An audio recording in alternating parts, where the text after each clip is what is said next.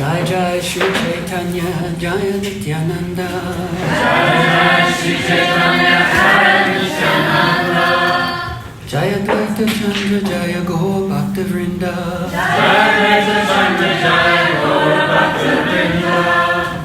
Jai Jai Shri Chaitanya Jaya Nityananda. Jai Jai Shri Chaitanya Jaya Nityananda. Jaya Dvaita Chandra Jaya Gaura Bhakti Vrinda. Jaya Dvaita Chandra Jaya Gaura Bhakti Vrinda. Jai Jai Shri Chaitanya Jaya Nityananda. Jai Jai Shri Chaitanya Jaya Nityananda. Jaya Dvaita Chandra Jaya Gaura Bhakti Vrinda.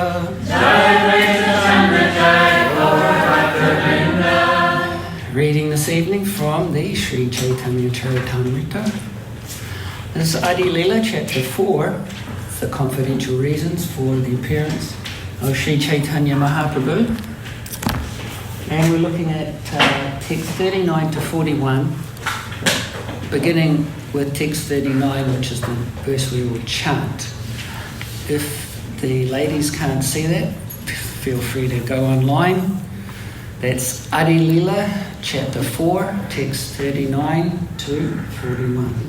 Vihetu avatari lana bhaktagan. Vihetu avatari lana bhaktagan. Apane asvare prem nam sankirtan. Apane asvare prem nam sankirtan. Dui. Two. Hetu. Reasons. Avatari. Incarnating. Lana. Taking. Bhaktagan. The devotees. Apane. Himself. Asvare. Tastes. Prem. Love of God. Nam Sankirtan. And congregational chanting of the holy name. Translation. Thus, with two intentions, the Lord appeared with his devotees and tasted the nectar of prem with the congregational chanting of the holy name. Translation to text 40. Thus, he spread kirtan even among the untouchables. He wove a wreath of the holy name and prem with which he garlanded the entire material world. Translation to text 41. In this way, assuming the sentiment of a devotee, he preached devotional service while practicing it himself. Srila Prabhupada's purport to text 41.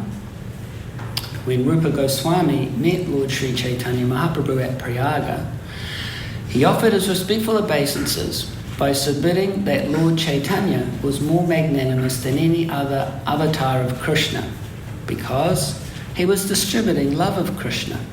His mission was to enhance love of Godhead. In the human form of life, the highest achievement is to attain the platform of love of Godhead. Lord Chaitanya did not invent a system of religion, as people sometimes assume. Can you do something about that feedback? Is it the monitor? Religious systems are meant to show the existence of God, who is then generally approached as the cosmic order supplier. But Lord Sri Chaitanya Mahaprabhu's transcendental mission is to distribute love of Godhead to everyone. Anyone who accepts God as the Supreme can take to the process of chanting Hare Krishna and become a lover of God. Therefore, Lord Chaitanya is most magnanimous. This munificent broadcasting of devotional service is possible only for Krishna himself. Therefore, Lord Chaitanya is Krishna. In the Bhagavad Gita, Krishna has taught the philosophy of surrender to the Supreme Personality of Godhead. One who is surrendered to the Supreme can make further progress by learning to love him. Therefore, the Krishna consciousness movement propagated by Lord Chaitanya is especially meant for those who are cognizant of the presence of the Supreme Godhead, the ultimate controller of everything. His mission is to teach people how to dovetail themselves into engagements of transcendental loving service. Here's Krishna teaching his own service from the position of a devotee. The Lord's acceptance of the role of a devotee in the eternal form of Lord Sri Chaitanya Mahaprabhu is another of the Lord's wonderful features. A conditioned soul cannot reach the absolute personality of Godhead by his imperfect endeavour, and therefore it is wonderful that Lord Sri Krishna, in the form of Lord Gauranga, has made it easy for everyone to approach him. Swarup Damodar Goswami has described Lord Chaitanya as Krishna himself with the attitude of Radharani, or a combination of Radha and Krishna. The intention of Lord Chaitanya is to taste Krishna's sweetness and transcendental love. He does not care to think of himself as Krishna because he wants the position of Radharani. We should remember this. A class of so-called devotees called the Nadia Nagaris or Gaura Nagaris pretend that they have the sentiment of gopis toward Lord Chaitanya. But they do not realize that he placed himself not as the enjoyer, Krishna, but as the enjoyed, the devotee of Krishna. The concoctions of unauthorized persons pretending to be bona fide have not been accepted by Lord Chaitanya.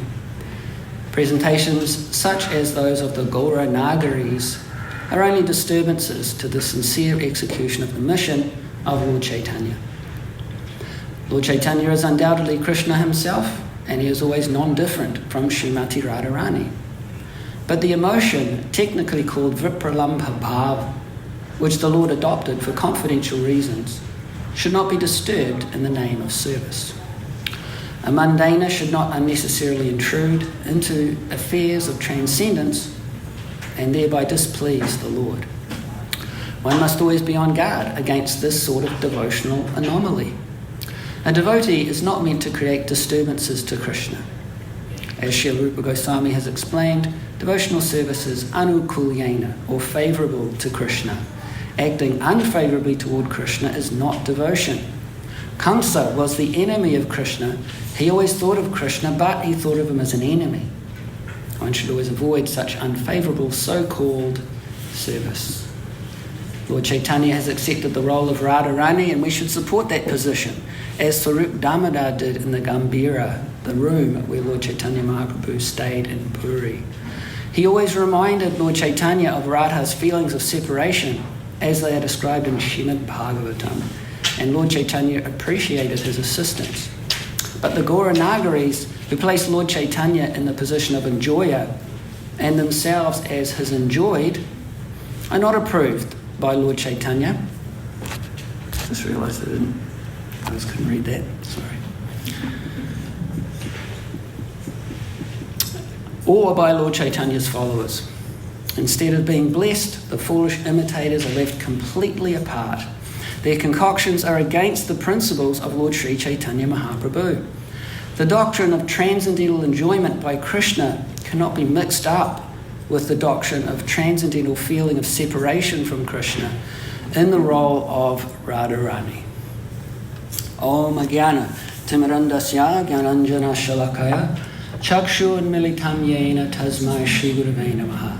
Jai Shri Krishna Chaitanya Prabhu Nityananda Shri Advaita Gadadhara Shiva Sari Gaura Bhakta Vrinda Hare Krishna Krishna Krishna Hare Hare Hare Rama Rama Rama Hare Hare. Translations again. Thus, with two intentions, the Lord appeared with his devotees and tasted the nectar of praying with the congregational chanting of the holy name. Thus he spread kirtan even among the untouchables.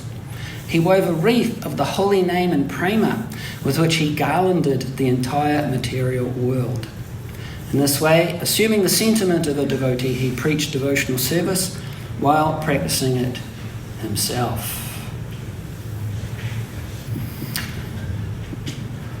So these exquisite verses here by Krishnadas Kaviraj Goswami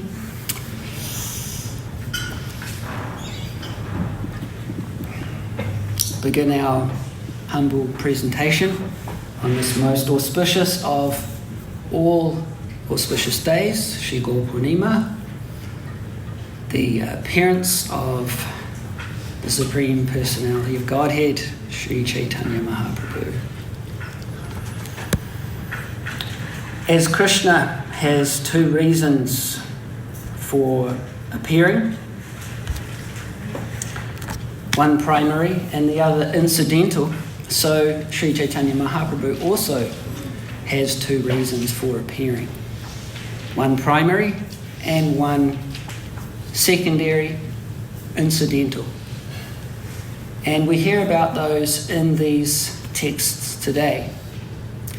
We hear about the primary reason for Mahaprabhu's appearance in the text we chanted, text 39, Asvade Prem Nam Sankirtan. The Lord appeared with his devotees and tasted the nectar of prema with the congregational chanting of the holy name. And the first part of the report referred to this primary purpose of the Lord. Actually, it was the second half of the purport. And then the secondary, or we could say incidental, reason for Chaitanya Mahaprabhu's appearance is referred to in the second verse, text 40, Achandale Kirtan Sanchare. He spread kirtan even among the untouchables. He wove a wreath of the holy name in prema with which he garlanded the entire material world. Because I'm a visual person, I always, my creative mind just visualizes that garland of the holy name in prema.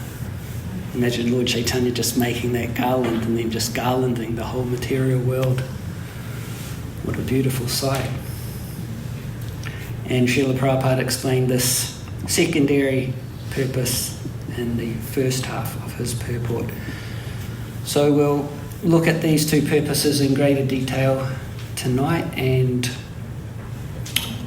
particularly by looking at three important verses from the very beginning of the Chaitanya Charitamrita, the very first chapter. Those are texts 4, 5, and 6. And we'll also read some sections from various sections from the Chaitanya Charitamrita to help us to get a grasp of what's going on here on Gaura Purnima. So we begin with this secondary or incidental reason for Mahaprabhu's appearance in this world. We usually say that was 500 years ago or so. For anyone that's keeping score, it was 539 years ago this year. So he appeared in 1486. And that appearance was a request.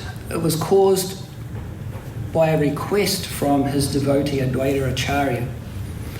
You may remember at that time Advaita Acharya was surveying the scene in Navadvip and noticing with great regret and compassion that there was no Krishna bhakti.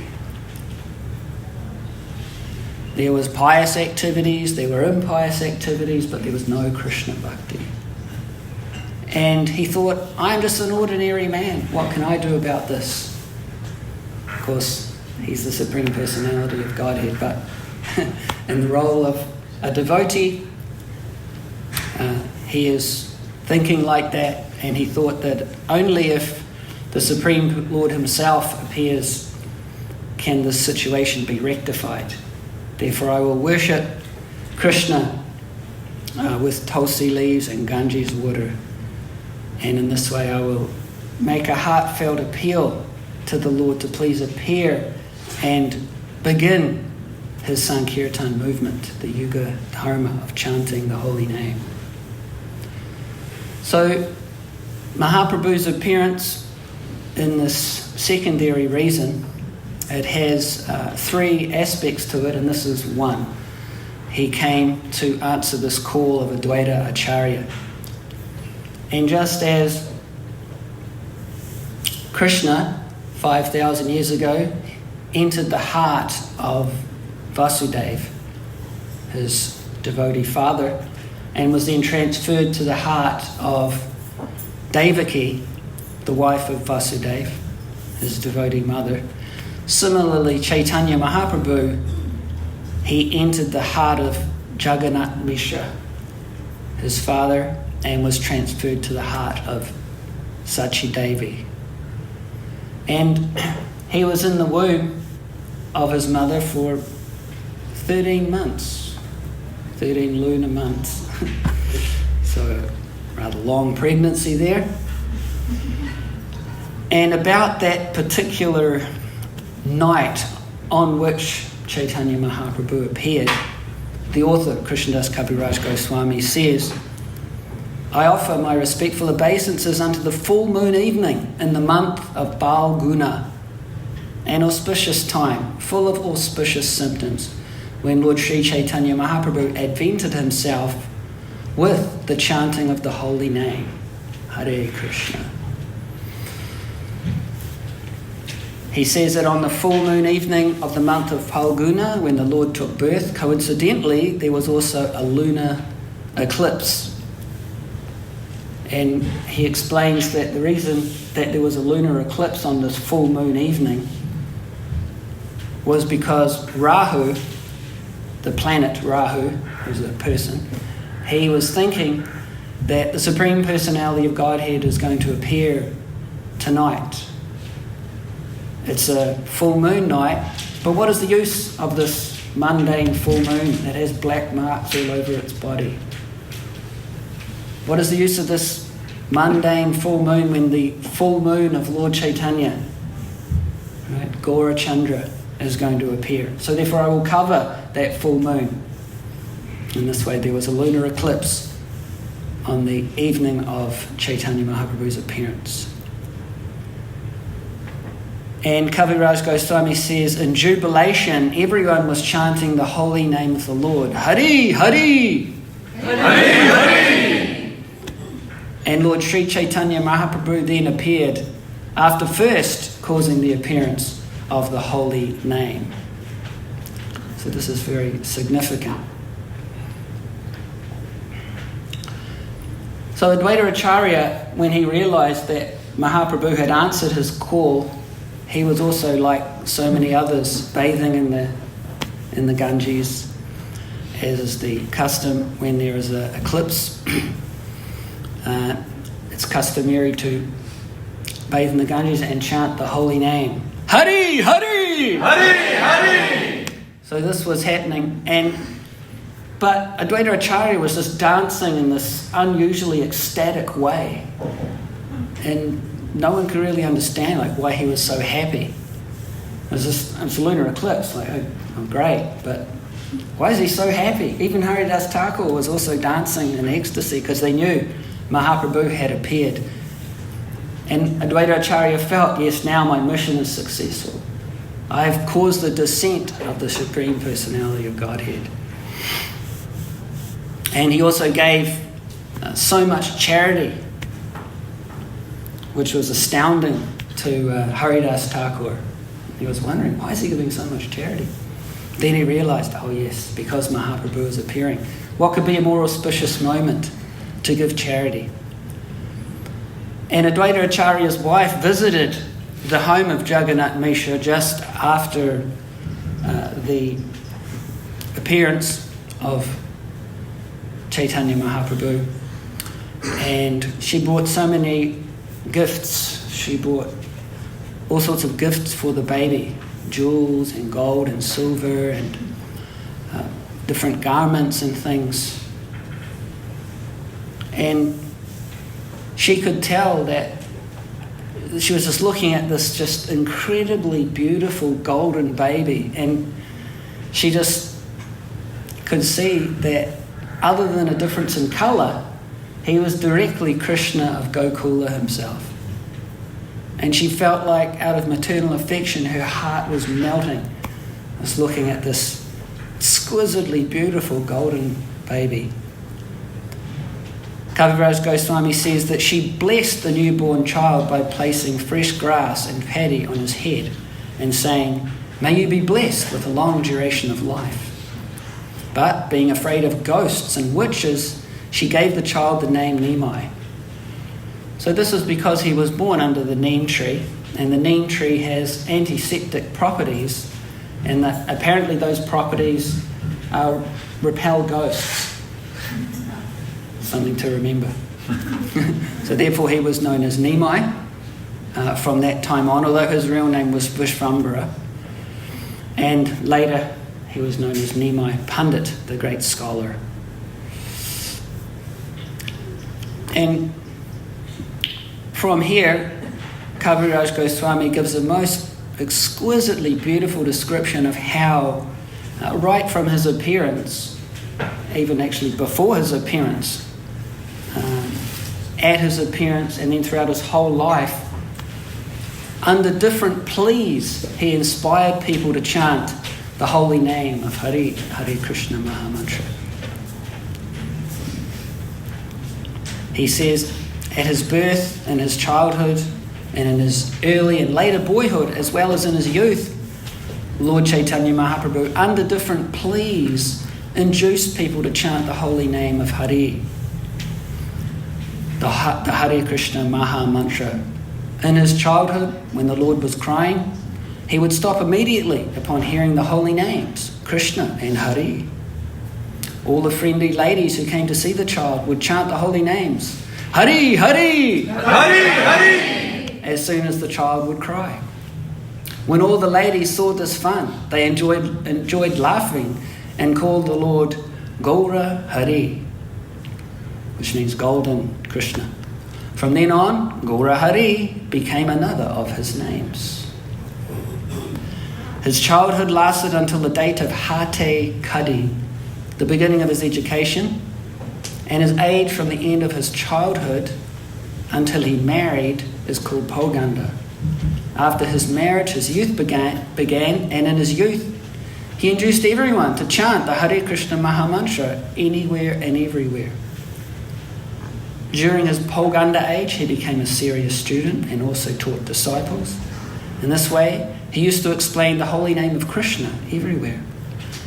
When teaching a course in grammar and explaining it with notes, Sri Chaitanya Mahaprabhu taught his disciples about the glories of Lord Krishna. All explanations culminated in Krishna, and his disciples would understand them very easily. Thus his influence was wonderful. When Lord Chaitanya Mahaprabhu was a student, he asked whomever he met to chant the Hare Krishna Mahamantra. In this way, he inundated the whole town of Navadvip with the chanting of Hare Krishna. Just prior to his youthful life, he began the Sankirtan movement. Day and night, he used to dance in ecstasy with his devotees.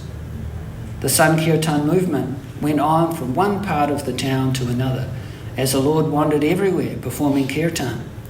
In this way, he inundated the whole world by distributing love of Godhead. Lord Chaitanya Mahaprabhu lived in the Navadvip area for 24 years, and he induced every person to chant the Hare Krishna Mahamantra and thus merge in love of Krishna. For his remaining 24 years, Sri Chaitanya Mahaprabhu, after accepting the renounced order of life, stayed at Jagannath Puri with his devotees. For 6 of these 24 years in Nilachal, he distributed love of Godhead by always chanting and dancing. Beginning from Cape Comorin and extending through Bengal to Vrindavan, during these 6 years he toured all of India, chanting, dancing and distributing love of Krishna. The activities of Lord Chaitanya Mahaprabhu in his travels after he accepted sannyas are his principal pastimes. His activities during his remaining 18 years are called the Anshalila, or final portion of his pastimes. For 6 of the 18 years he continuously stayed at Jagannath Puri. He regularly performed kirtan, inducing all the devotees to love Krishna simply by chanting and dancing. For the remaining 12 years he stayed in Jagannath Puri, he taught everyone how to taste the transcendental mellow ecstasy of love of Krishna by tasting it himself. So right from his birth, the chanting of the holy name announces this secondary purpose of the Lord, to inspire people to chant the holy name somehow or other. And this is the We Make It Easy program that we heard about in the purport today. Srila Prabhupada said that a conditioned soul cannot reach the absolute personality of Godhead by his imperfect endeavour, and therefore it is wonderful that Lord Sri Krishna, in the form of Lord Gauranga, has made it easy for everyone to approach him.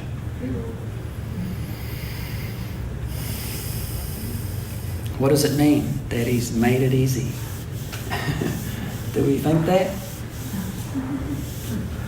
We have to read the books and find out about how difficult other processes of self-realization are. Everybody knows them, I'm sure. Meditation in Satya Yuga. Anyone signing up 2/3 to 3/4 of their life to sit in meditation? Don't see many people doing that at the age of Kali. And then in Treta Yuga, huge sacrifices requiring practically unheard of amounts of wealth. Don't really see people doing that either today. And then Dwapara Yuga, temple worship. Anyone want to sign up for temple worship all day, every day, for the rest of your life? It's not so popular. So we can't do these things. They're too hard. But what we can do is chant the Maha Mantra. We can chant at least 16 rounds a day. We can follow the 4 rules, and we can try to share that process according to our capacity. That's what we can do. That's the easy process for the age of Kali. And that's what it means to surrender to Krishna in the age of Kali. To chant Hare Krishna and to teach others according to our capacity how to do that. As Mahaprabhu's famous order states, Jare Deko Tari Kaho Krishna Upadesh Amara Agyaya Guru Hana Tar Idesh. Wherever you go, whoever you meet, try to teach the chanting of the Maha Mantra. Now, do I hear you say that that's not so easy? Not so easy sometimes to try and teach the chanting of the Maha Mantra. But don't worry, because Mahaprabhu also gives us the easy process to do that. That easy process is there in his Shikshastika prayers. If you're humbler than the straw in the street, more tolerant than a tree, prepared to offer respect to all others and not expect any for yourself, then it's easy. And he also shows us how to be strategic when it comes to sharing bhakti. You may remember that Mahaprabhu's sannyas was, Prabhupada says actually it was a trick. That Mahaprabhu took sannyas to trick people into chanting the Maha Mantra, because certain people they wouldn't do it, and they were actually disrespecting him as a householder. So therefore, his sannyas was a strategy to ensnare or capture people who he couldn't capture another way. And Prabhupada actually says it was a trick. So this is a good example from Sri Chaitanya Mahaprabhu himself of something that might be necessary sometimes for sharing Krishna consciousness in the age of Kali. Lord Rishabhdev, in the 5th canto, he says that human life is meant for austerity. And that austerity is not ordinary austerity, because actually everybody's performing austerities in the material world. Material world means durga, tough going. That means if you're here, you're going to be performing austerities, whether you like it or not.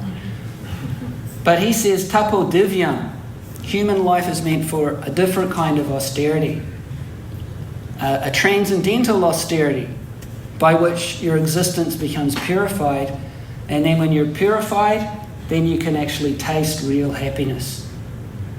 That is always increasing. So, in this age, that means simply to chant the Mahamantra and to try to share the chanting of the Mahamantra somehow or other. That is our austerity. And what do we get from that? As we hear in the purport today, when Rupa Goswami met Lord Sri Chaitanya Mahaprabhu at Prayag, he offered his respectful obeisances by submitting that Lord Chaitanya was more magnanimous than any other avatar of Krishna because he was distributing love of Krishna. His mission was to enhance love of Godhead. In the human form of life, the highest achievement is to attain the platform of love of Godhead. Lord Chaitanya did not invent a system of religion, as people sometimes assume. Religious systems are meant to show the existence of God, who is then generally approached as the cosmic order supplier. But Lord Sri Chaitanya Mahaprabhu's transcendental mission is to distribute love of Godhead to everyone. Anyone who accepts God as the Supreme can take to the process of chanting Hare Krishna and become a lover of God. So what is our payment for trying to dedicate our life to serving Mahaprabhu's order? What do we get for accepting him as our employer? We get that salary of love of Godhead, which he said was the highest goal for the human being. Prema pumato mahan. So you get the Krishna Premadana, the wealth of love for Krishna. And Bhaktivinoda Thakur, he says that by serving this order of Mahaprabhu, then all of the rasas in Vrindavan, the Braja rasas, they become available to you. Otherwise, he says it's practically impossible to understand and access Radha and Krishna in the age of Kali. So, to go into a little more detail here, or a little more depth about this secondary reason for Mahaprabhu's appearance, we can have a look at this wonderful verse by Rupa Goswami. And if you want to learn some verses about Chaitanya Mahaprabhu, this is a good one. And the next couple are really good as well. Anarpita charim chirat karuna yavatirna kalau samapayitum unata ujvala rasam svabhakti shriyam hari purata sundara dyuti kadamba sandipita sada hridaya khandare spuratuva shachinandanaha. May the Supreme Lord, who is known as the son of Shrimati Shachi Devi, be transcendently situated in the innermost core of your heart, resplendent with the radiance of molten gold.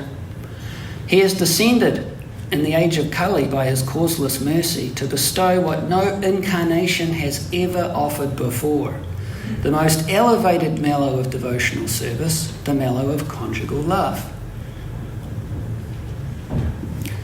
As we explained earlier, Mahaprabhu's secondary reason for appearing has three aspects: to answer the call of Advaita Acharya, to inaugurate the Yuga Dharma, Nam Sankirtan, and, as we hear in this verse, which is a benediction from Rupa Goswami, the third reason is to bestow Braja Prem. Prabhupada said in today's purport, Lord Sri Chaitanya Mahaprabhu's transcendental mission is to distribute love of Godhead to everyone. Anyone who accepts God as the Supreme can take to the process of chanting Hare Krishna and become a lover of God. Therefore, Lord Chaitanya is the most magnanimous. This munificent broadcasting of devotional service is possible only for Krishna himself. Therefore, Lord Chaitanya is Krishna. So the love of God that Prabhupada is referring to in his purport is Braja Prem. And as we hear in this text from Rupa Goswami, specifically refers to the conjugal mellow, which he calls Unata Ujvala Rasa. So Unata means it's highly elevated, it's the top shelf. Ujvala Rasa. Ujvala means it's brilliant, effulgent. So it's the highly elevated, effulgent rasa. And he also says it's Swabhakti Shriyam. That rasa is the treasure, the Shriyam of Krishna's own service. Swabhakti Shriyam. So that rasa is the most elevated because it contains all the other rasas. It has the greatest flavour. And only Krishna can give that, as Srila Prabhupada said. And Krishna explained actually in the previous chapter, he said that my plenary portions can establish the religious principles of religion for each age. But no one but me, however, can bestow the kind of loving service performed by the residents of Braj. Therefore, in the company of my devotees, I shall appear on earth and perform various colourful pastimes. Thinking thus, the personality of Godhead Sri Krishna himself descended at Nadia earlier in the age of Kali. So therefore the Bhagavatam says, if you're actually intelligent in the age of Kali, if you've got any brains left at all, after being pummeled by Kali Yuga, then you worship Krishna, who appears in this golden complexion. Tasha Krishnam. He's not Krishna, meaning he's not black. He's golden. But Krishna Varna, he is Krishna. He's in the Krishna category. And what's he always doing? Krishna Varnam also means he's always repeating the syllables. Krishna. Or he's always explaining Krishna. So Yagyai Sankirtana Prayar Yajanti Hu Sumedasa. If you actually have any brain left in the age of Kali, Sumedasa, then you worship Krishna in this form of Lord Chaitanya. And by that chanting of the holy name, by that worship of Lord Chaitanya, then you can attain Raja Prem. Today's second text said that he spread kirtan even among the untouchables. He wove a wreath of the holy name and prema with which he garlanded the entire material world. So this is why great acharyas like Narottam Das Thakur sing Galokera Premadana Harinam Sankirtan. That the chanting of the holy name of Krishna descends from Galoka, the highest planet in the spiritual world. And therefore by chanting the holy name, you can go back to Galoka and taste that Brajarasa.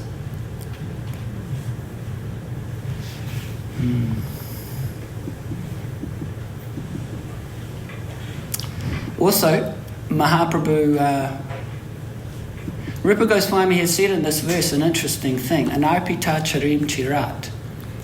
Anarpita, that which wasn't given, or that which isn't given,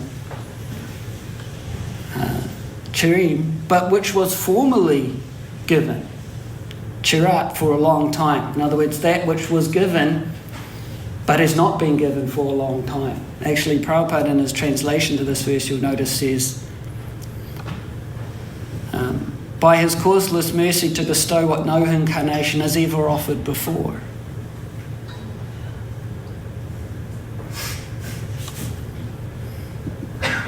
So in other words, it was offered, but it was offered so long ago, you may as well say it was never offered before.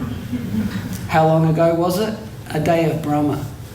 That's how often Lord Chaitanya comes to give this opportunity for Braja Prem. It's quite a long time. 8,640,000,000 years. So he says that let that effulgent Lord, that golden Lord, be transcendentally situated in the innermost core of your heart. Now that's a benediction. And that's the opportunity that we have to receive that benediction from Rupa Goswami. Now, let's discuss in the remainder of the class the primary reason for Chaitanya Mahaprabhu's appearance. Regarding that primary or internal reason, Kaviraj Goswami says, this is in the 13th chapter, which is an absolutely exquisite chapter, the appearance of Sri Chaitanya Mahaprabhu. If you really want to enjoy yourself sometime, sit down and open that chapter up. Fantastic. So, Kaviraj Goswami says, day and night, Lord Chaitanya Mahaprabhu felt separation from Krishna. Manifesting symptoms of this separation, he cried and talked very inconsistently like a madman.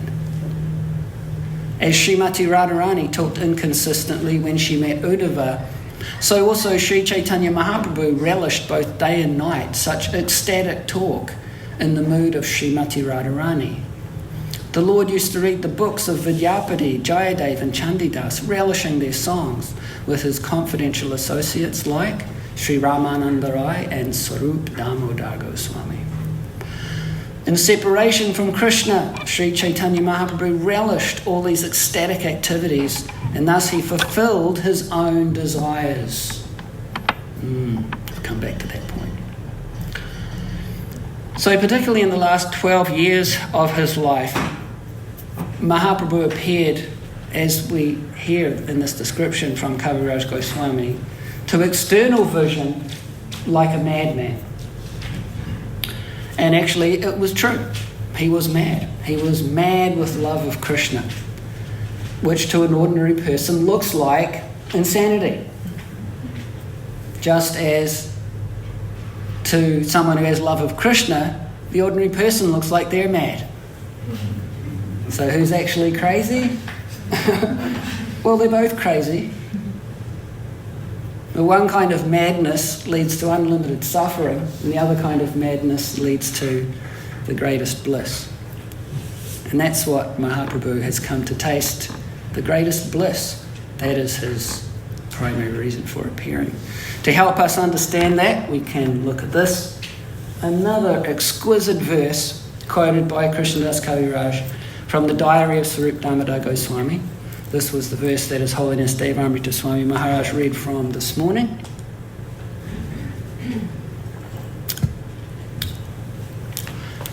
Radha Krishna Pranaya Vikritir Hladini Shaktir Asmat Ekatma Navapi Bhuvi Pura Deha Bairangatau Tau Chaitanyakyam Prakatam Aruna Tadvayam Chaikyam Aptam Radha Bhava Duti Suvalitam Nomi Krishna Swarupam. The loving affairs of Sri Radha and Krishna are transcendental manifestations of the Lord's internal pleasure-giving potency. Although Radha and Krishna are one in their identity, they separated themselves eternally.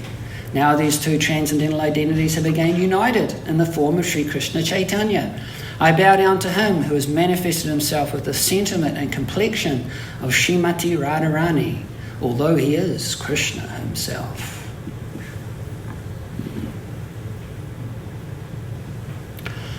So in order to understand this internal purpose of Lord Chaitanya, this primary purpose for his appearance, we need to get a clear understanding of the transcendental nature of Radha and Krishna and their loving affairs.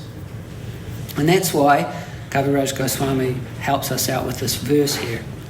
Radha and Krishna are one he first of all states, but they've assumed two bodies.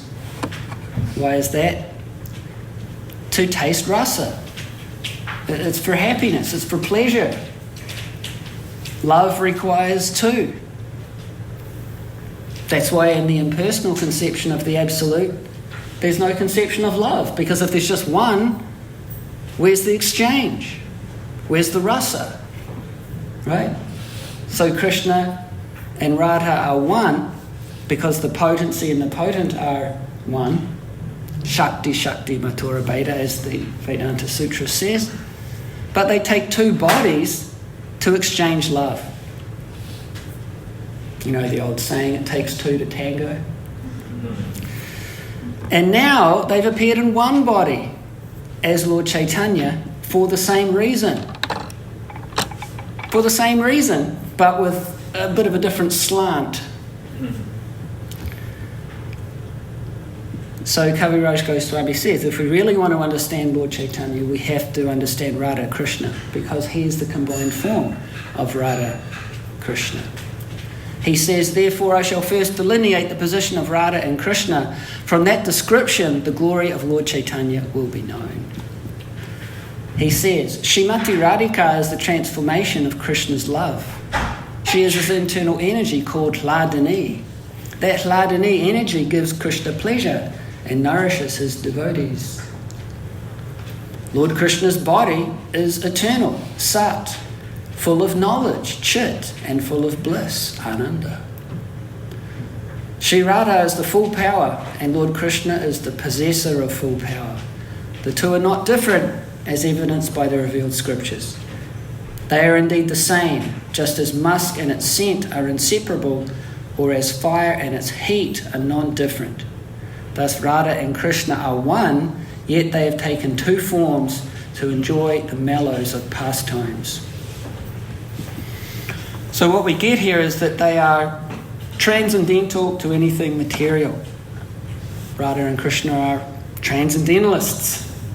There's no material contamination or conception there. And their loving affairs are also transcendental. Radha, Krishna, Pranaya, the loving affairs of Radha and Krishna, Prakriti, are a transformation of Hladini Shakti.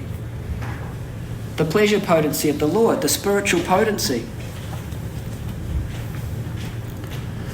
And as it's impossible to understand Lord Chaitanya without understanding Radha Krishna, it's also practically impossible to understand Radha Krishna in the age of Kali without understanding Lord Chaitanya. Because, as we hear in this verse, that's how they reveal themselves. That's how Radha Krishna decide to reveal themselves in the age of Kali.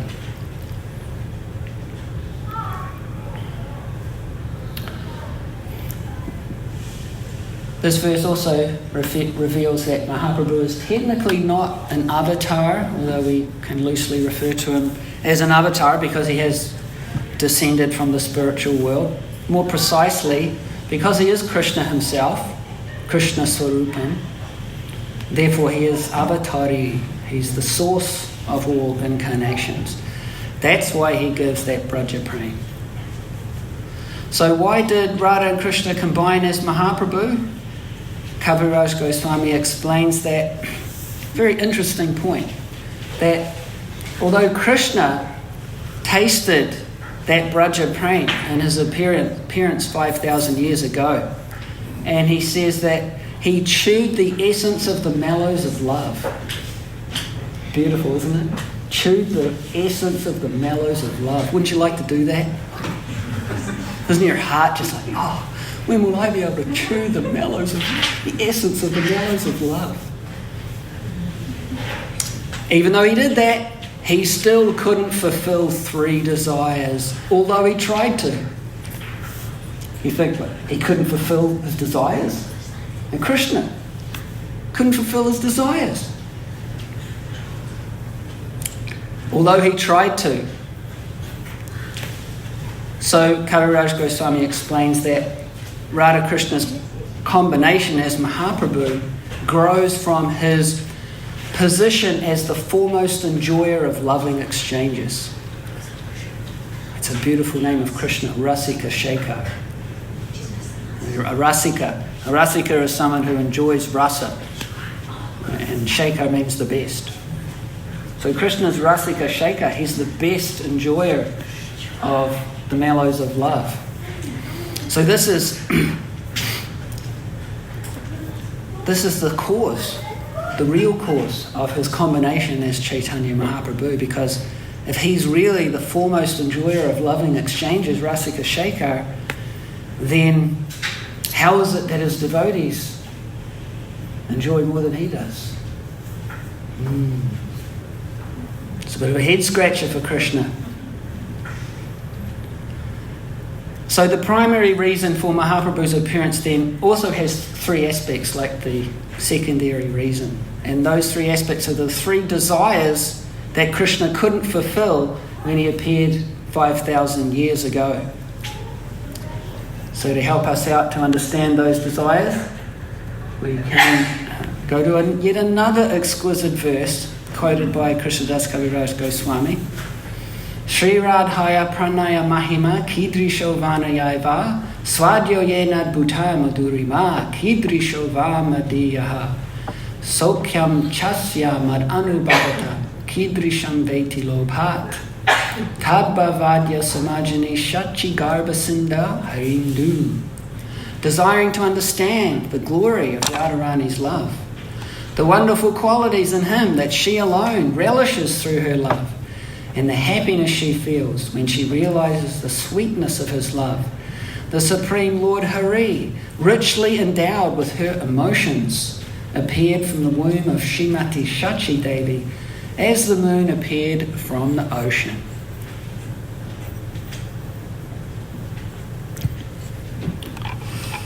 How's that for an action-packed verse? Wow. So although he tried, Krishna wasn't able to fulfill three desires when he appeared in his original form 5,000 years ago. And therefore, he appeared as Mahaprabhu to do that. And those three desires that were unfulfilled are as explained here. To understand the greatness of Srimati Radharani's love for him. Shri Radhaya Pranaya Mahima. Second, to taste his own sweetness, Adbhuta Madhurima Madhyaha, and to experience Radharani's bliss, Sokyam Chasya Maranubhavata. So let's have a look at this first unfulfilled desire, understanding the greatness of Srimati Radharani's love. How great is that love? It completely controls Krishna. Krishna, the supreme controller, agrees to become completely controlled by the love of Srimati Radharani. Therefore she's known as Madhava Mohini, the bewilderer of Madhava. Govinda Mohini Radha, she who bewilders Govinda. And Krishna talks about this. He says, I am the full spiritual truth and am made of full joy, but the love of Srimati Radharani drives me mad. I do not know the strength of Radha's love, with which she always overwhelms me. The love of Radhika is my teacher, and I am her dancing pupil. Her prema makes me dance various novel dances. Whatever pleasure I get from tasting my love for Srimati Radharani, she tastes 10 million times more than me by her love. Radha's love is all-pervading, leaving no room for expansion, but still it is expanding constantly. There is certainly nothing greater than her love, but her love is devoid of pride. That is the sign of its greatness. Nothing is purer than her love, but its behaviour is always perverse and crooked. Shri Radhika is the highest abode of that love, and I am its only object. I taste the bliss to which the object of love is entitled, but the pleasure of Radha, the abode of that love, is 10 million times greater. My mind races to taste the pleasure experienced by the abode, but I cannot taste it even by my best efforts. How may I taste it? If sometime I can be the abode of that love, only then may I taste its joy. So that's the first desire that Krishna wants to fulfill, to understand the greatness, mahima, of that love of Srimati Radharani that he says drives him mad. The second desire, to taste his own sweetness. He gives sweetness or beauty or attraction to the whole creation, but he can't taste his own infinite sweetness. Kaviraj Goswami says that seeing his own beauty, Lord Krishna began to consider, my sweetness is wonderful, infinite and full. No one in the three worlds can find its limit. Only Radhika, by the strength of her love, tastes all the nectar of my sweetness.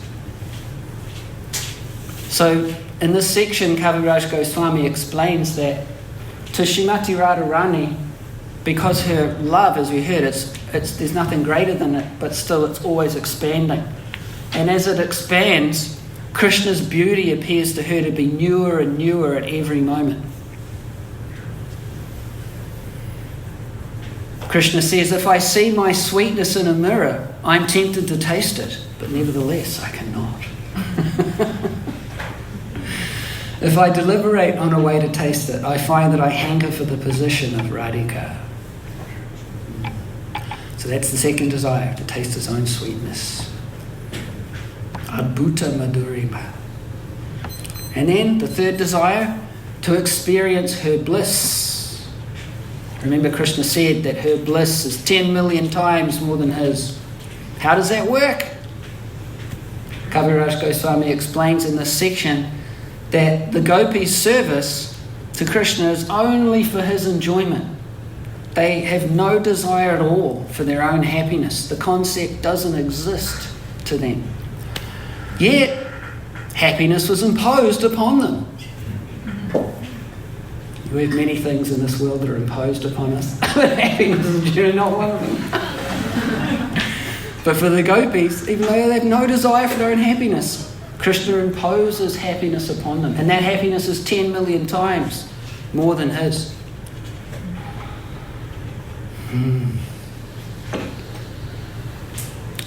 So Kaviraj Goswami explains how that works. It's because their happiness, the happiness of the gopis, lies in the happiness of their beloved, in the happiness of Krishna. And out of all the gopis, Srimati Radharani is the best, and therefore she is the most blissful devotee. Krishna says, even with hundreds of mouths, I could not express the transcendental pleasure she derives from my association. I'm always eager to taste the joy that Radharani derives from me. In spite of various efforts, I've not been able to taste it, but my desire to relish that pleasure increases as I smell its sweetness. Krishna sounds very lusty, doesn't he? And in this section you get that description of the difference between lust and love. Yes, Krishna is lusty. Actually, if you want to say Krishna is lusty, you have to say that he's infinitely lusty. He's the only person that can legitimately be lusty. So he's saying, my desire to relish that pleasure increases as I smell its sweetness. So what was Krishna's conclusion after this contemplation of these three unfulfilled desires? Krishna thought, formerly I appeared in the world to taste mellows, and I tasted the mellows of pure love in various ways. I taught devotional service that springs from the devotee's spontaneous love by demonstrating it with my pastimes. But these three desires of mine were not satisfied, for one cannot enjoy them in a contrary position. Unless I accept the lustre and ecstatic love of Shri Radhika, these three desires cannot be fulfilled. Therefore, assuming Radharani's sentiments and bodily complexion, I shall descend to fulfill these three desires. And if you want to have more detail on how Krishna does that as Chaitanya Mahaprabhu, you can read the Chaitanya Charitamrita, particularly you can read the Ansha Leela, and you can fulfill your desire to understand Krishna's 3 desires and how he fulfills them as Chaitanya Mahaprabhu. Everyone in the world wants to be God, the enjoyer. But what we hear here is that God himself, who actually is the enjoyer, Rasika Shekhar, right? The supreme enjoyer of mellows, he wants to be his own devotee because that's where the pleasure is. Haribol. In this way, Lord Krishna came to a decision. Simultaneously, the time came for the incarnation of the age. At that time, Sri Adwaita was earnestly worshipping him. Adwaita attracted him with his loud calls. So we conclude with the verses that we started with. Thus, with 2 intentions, the Lord appeared with his devotees and tasted the nectar of prema with the congregational chanting of the holy name.